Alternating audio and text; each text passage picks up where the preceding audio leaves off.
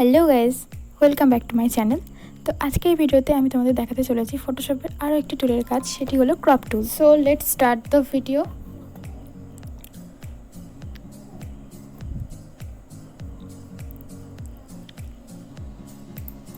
এটা হচ্ছে ক্রপ টুল। ক্রপ টুলটা দিয়ে আমি সিলেক্ট করে নিলাম ফার্স্টে এই ছবিটা। এবার দেখো আমি কী করছি।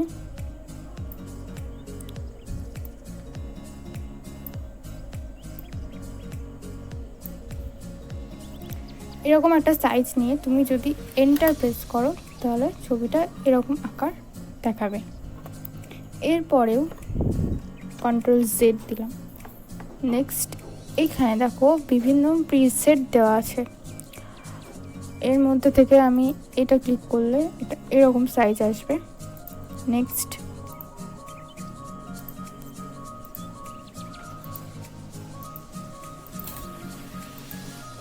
এখানে বিভিন্ন সাইজের প্রিসেট দেওয়া আছে, তোমার ইচ্ছা মতো তুমি যে কোনো একটা সিলেক্ট করতেই পারো, বা এখান থেকে যতটা তোমার প্রয়োজন ততটা তুমি নিয়ে নিতে পারো।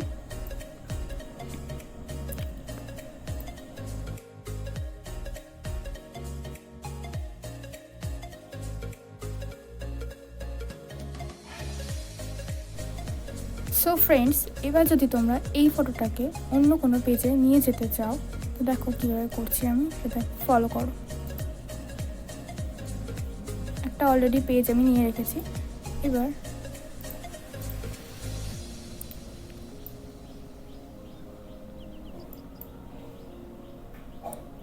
এই ফটোটাকে এই হোয়াইট পেজে নিয়ে আসবো। দেখো কীভাবে করছি।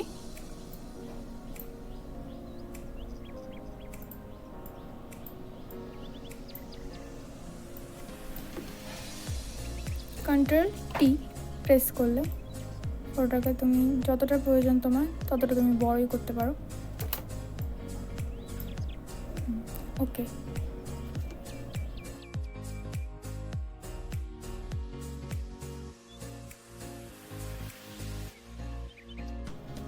এবার নেক্সট আমি আরেকটা ফটো নিয়েছি, সেটা তোমরা এই ফাইল থেকে নিতেই পারো।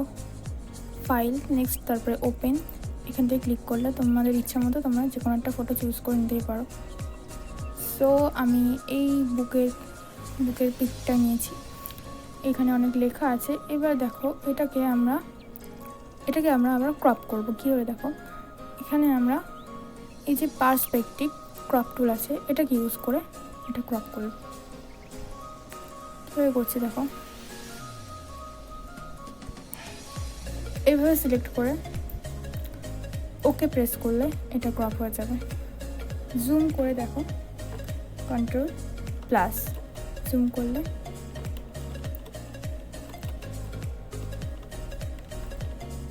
Zoom in, zoom out.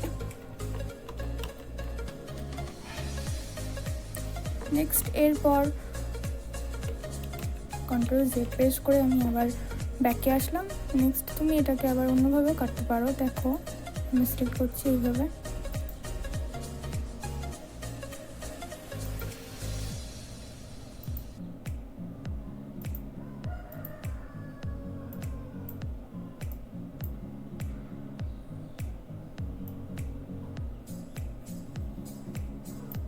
এইভাবে সিলেক্ট করে ওকে করলে তুমি আবার এইভাবে কাটতে পারবে দু রকম শেপে। তাহলে আমরা ক্রপ করা শিখলাম ক্রপ টুল ইউজ করে, আর পার্সপেক্টিভ ক্রপ টুল। এটাকেও তুমি সেমভাবে যেভাবে আমি কেটেছি এভাবে কেটে তুমি অন্য কোনো পেজে নিয়ে যেতেই পারো। সেম একইভাবে যদি তোমরা এই লেখাগুলোকে জাস্ট ক্রপ করতে চাও সেটাও হবে। জাস্ট এরকমভাবে সিলেক্ট করে ওকে করলে লেখাগুলো ক্রপ হয়ে যাবে। এবার তুমি এটাকে যদি অন্য পেজে রাখতে চাও সেটাও এরকম আগের বার যেরকম করেছিলাম ঠিক ওরকমভাবে নিয়ে যাওয়া যাবে অন্য পেজে।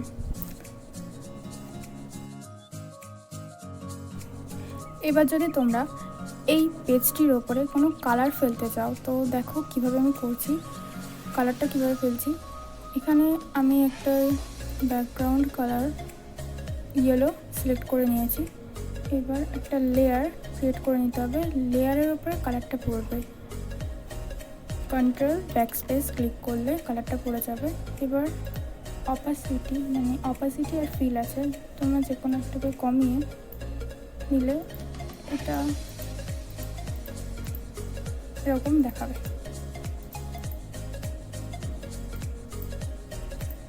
তো যদি অপাসিটিকে কমাও তাহলে এরকম দেখাবে। এরকমভাবে তোমরা ট্রাই করবে যে কোনো একটা কালার দিলে।